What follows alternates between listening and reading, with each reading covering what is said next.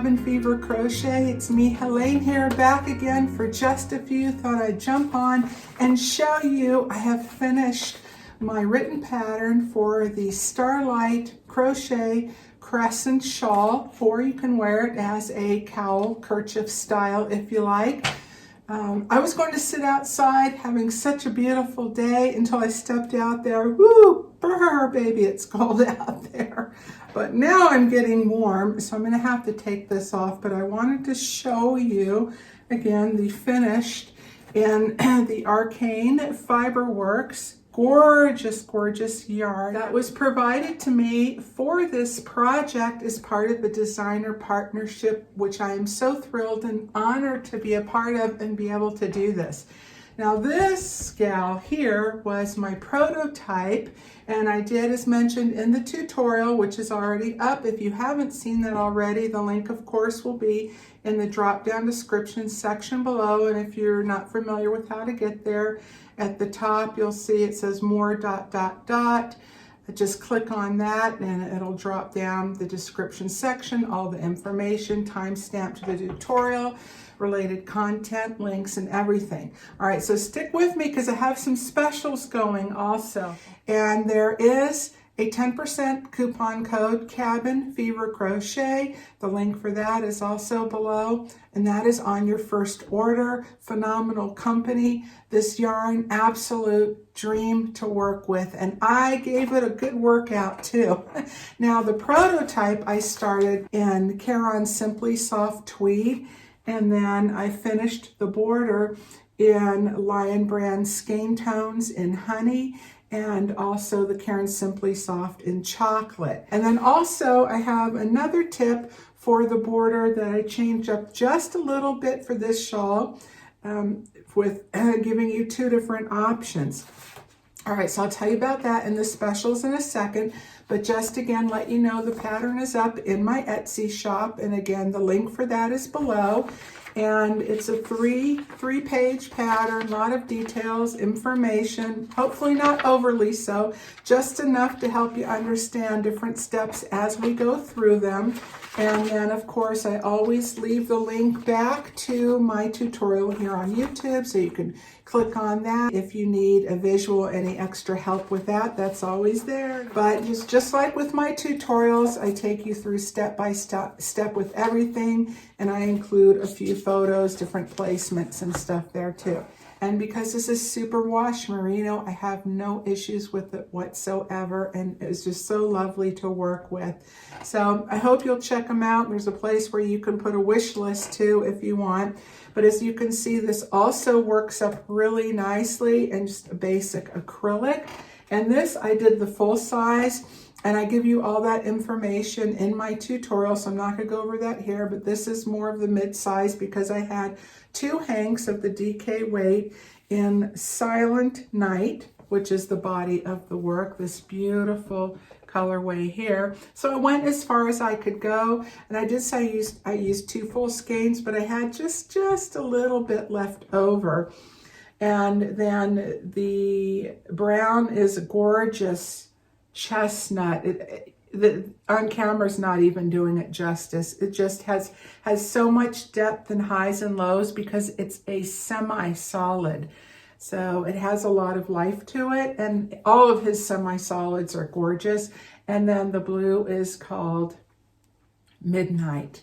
So it's my Starlight pattern, and you get the increases wind up with different panels. I call them each panel, each section of the increase. It's a really nice curved crescent shape, leaning towards the half moon. Not quite, I guess it depends on what size you make. So this one, I did a full size shawl.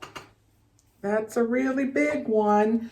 Oh, and the difference, well, I revised the back neckline a little bit from my prototype just to make it like more refined and more elongated, because I really wanted to get that crescent shape out of it.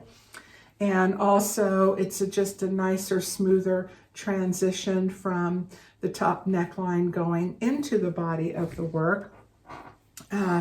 And so as you can see, this is a big one, and this one does go all the way down my back. And what I did, the difference for the border here. So now I know you're not familiar with it if you haven't worked it yet. So you can make notes if you want to. It's super simple change.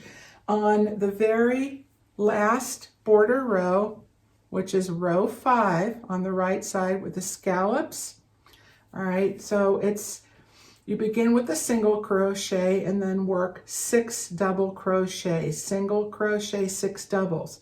And what I did on this instead, I worked a half double crochet, 6 treble crochets, half double crochet, treble crochets. And that was the only difference all the way across. And what it does is it gives fuller and more elongated stitch at the bottom. So that's one way to make it a little bit longer if you want a little added length. And what you can do also on row 2 of the border, so this is row 1 and this is row 2, which are single crochets. You could substitute those for half double crochets if you like as well. So that's another way to add extra length. If say you do such as I did, like 2-tone or 3-tone, where you work the main body in one color, such as I did on both, and maybe you don't have enough of this to continue on for the border. Say if you did the combination of the half double crochet instead of the single crochet on row 2, and the half double with the treble crochets on row 5, that is going to give you the added length of almost like a full double crochet. Like it would be in place of adding an entire extra row. And so now that worked out really nicely. All right, so what I am going to do, I do 20% off of all my written patterns. I don't have a whole lot, but maybe there's some that are in your wish list. I know some of you have purchased some recently, and I know that happens, can't help that, but you know, there are others up there, so if there's something else you have your eye on, it's a nice time to save a little bit. And then also to remind you that I still have some of my really nice, large, beautiful quality, a little bit wrinkled from being in the packaging, but my logo Cabin Fever Crochet Project or tote bags, 100% cotton canvas with my Cabin Fever Crochet logo on them. And this is the newer version where I added elements instead of just having the cabin and the ball of yarn and the crochet hook. And then, of course, the background scenery. I added other elements to it. There are deer along here, and trees and plants in the window of the house, more deer along here. So I'm going to get in real close up. Hopefully you can see that pretty well.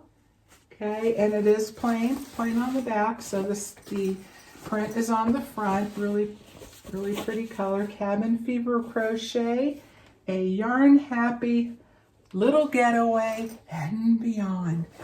Just to show you real quick to the rest of this, the boxed bottom on that. Okay, so it's just big. It's wide, it's deep, has big wide mouth here, opens up. Could put a large, like if you're working on a blanket or a couple of shawls, you could easily pack that in here, and the yarn and your pattern, whatever you need. There is an inside back wall, a zippered pocket, and the zippers are really nice on this. I'm trying to do it, backwards one-handed, but there we go. And then this also has a top zipper as well. Nice and smooth top zipper too. All right, so I hope you'll check those out. And I am offering 10% off on my tote bags.